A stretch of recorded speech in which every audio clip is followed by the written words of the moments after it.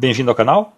E sobre esse novo Capitão América, a trilogia com os filmes do Capitão América foi um dos pontos altos dos filmes da Marvel. Os filmes dos Vingadores pareciam tão grandes e exagerados. Vingadores Ultimato tinha cenas triunfantes, eles tinham que finalizar uma longa história com múltiplos personagens que pareciam cada vez mais a cada vez que olhávamos para a tela. Mas os filmes do Capitão eram mais simples e Chris Evans incorporou o personagem de um jeito que talvez outro ator não conseguisse superar. Steve Rogers teve um arco de histórias que as pessoas se importaram, já que ele era mais do que apenas um rapaz muito magro do Brooklyn, Nova York, e era tão patriota que as suas doenças não fizeram com que ele desistisse de se alistar para servir o seu país durante a Segunda Guerra Mundial. Ele até mergulhava em cima de uma granada para salvar os seus companheiros soldados. Steve se manteve sempre a mesma pessoa antes e depois de ter recebido o soro do supersoldado. E assim, o seu personagem não dependeu dos poderes para ser quem ele era, já que os seus valores sempre estiveram presentes. O discurso do Dr. Erskine talvez seja o diálogo mais subestimado de todos os filmes da Marvel. Os valores de Steve, de ajudar quem quer que seja, independente de qualquer coisa, fazia com que ele se dedicasse a vida pelos outros. O primeiro Vingador é subestimado, porque é simples, mas havia a demonstração de heroísmo de um homem que quer fazer a coisa certa, não importando as consequências. Steve mereceu os poderes que recebeu, mas o seu grande poder era o de proteger os outros. O segundo filme foi com o Soldado Invernal, e muita gente gostou. A maior parte do filme é com Steve questionando as informações que lhe foram passadas e descobrindo e questionando as ações do governo, e fazia isso porque achava que estava certo. Claro, Sam Wilson é interpretado por Anthony Mackie, e ele é o Falcão, e Scarlett Johansson é a Natasha Romanoff, a Viúva Negra, e Buck Barnes é o Soldado Invernal, fazendo desse um belo elenco de personagens. Mas outras coisas importantes aconteceram. A ação também é muito boa, desde lutas com facas até a cena do elevador, além do combate contra o Quinjet, são cenas memoráveis. Mas muita coisa também veio dos momentos calmos, e lembram porque Steve Rogers se tornou Capitão América. É por causa da maneira como ele se importa com as pessoas e a maneira humana com que ele lida com elas. Essas cenas mostram que Steve é um super-herói, mas também é um ser humano. Assim, aprendemos mais sobre o Capitão América nas cenas de ação e sobre Steve Rogers nas cenas de calmaria. Em Vingadores Ultimato, achei que ele iria morrer e iria passar o manto, mas a pergunta era: quem seria o próximo Capitão América? Eu gosto do Falcão, é um personagem com história própria. Eu achei uma boa adaptação essa que fizeram para os filmes. O ator Anthony Mackie fez um ótimo trabalho dando vida ao personagem, e o trio dele, com Steve e Natasha, foi perfeito. Esses três, juntamente com o Soldado Invernal, fizeram esse filme. Mas, nos filmes Marvel atuais, as coisas não funcionam mais assim, e o público vem ficando frustrado. Vemos como, de maneira superficial, outros personagens herdam o manto dos personagens estabelecidos há décadas, e o legado se perdeu em personagens como Thor e o Incrível Hulk, e o Pantera Negra e o Homem de Ferro. Esses personagens se foram, e tudo isso significou uma sentença de morte para Marvel, tanto no cinema quanto nas séries de TV, depois dos Vingadores Ultimato. Essas versões femininas, tanto para o Thor quanto para o Hulk ou para o Homem de Ferro, não despertaram nem um pouco o interesse do público. Todas essas mudanças aconteceram devido ao feminismo, à suposta diversidade, além de transferir o poder para as mulheres. Esse ativismo corporativo é a razão pela qual a Marvel se encontra com tantos problemas atualmente.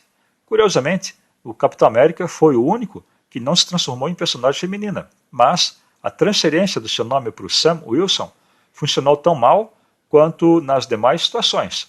Quando conhecemos o Sam Wilson no filme Soldado Invernal, percebemos que ele é uma pessoa que realmente quer ajudar os outros, pela maneira como ele ajuda Steve e Natasha, além de ser um conselheiro para os soldados que sofrem de traumas das guerras.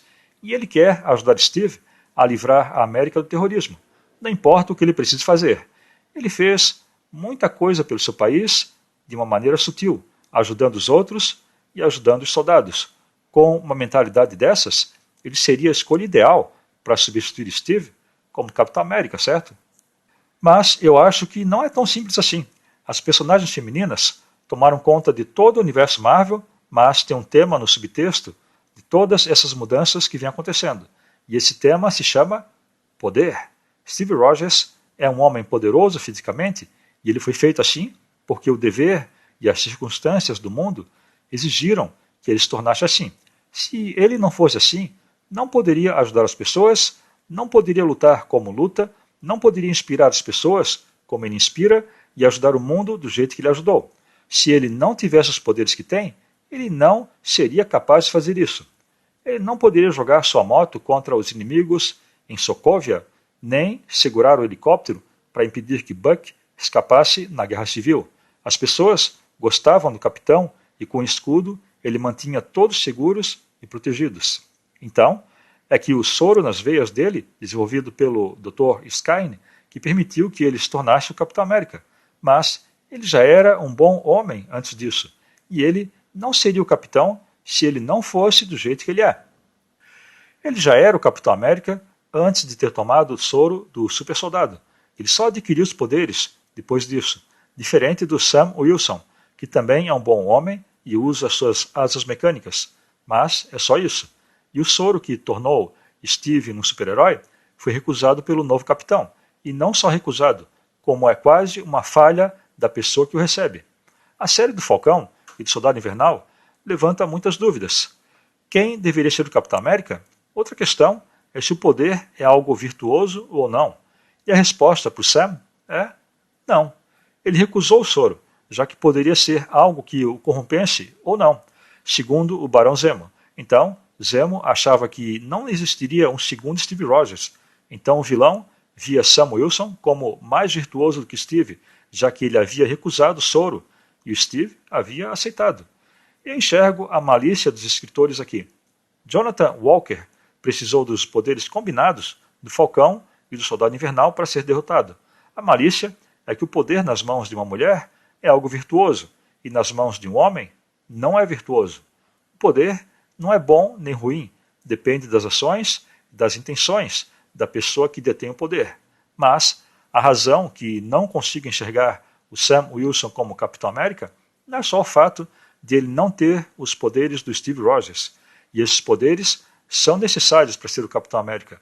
Mas o fato é que ele rejeita o poder e assim parece ser a pessoa que não usaria o poder para ajudar os outros. Em vez disso, parece que ele seria corrompido caso adquirisse os poderes.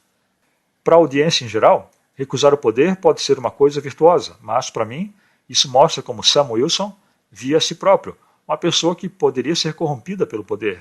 E ao recusar, porque temia o que o poder faria com ele, não significa que ele deveria temer todos os outros heróis que têm poderes? E a audiência também não deveria temer todos os heróis poderosos?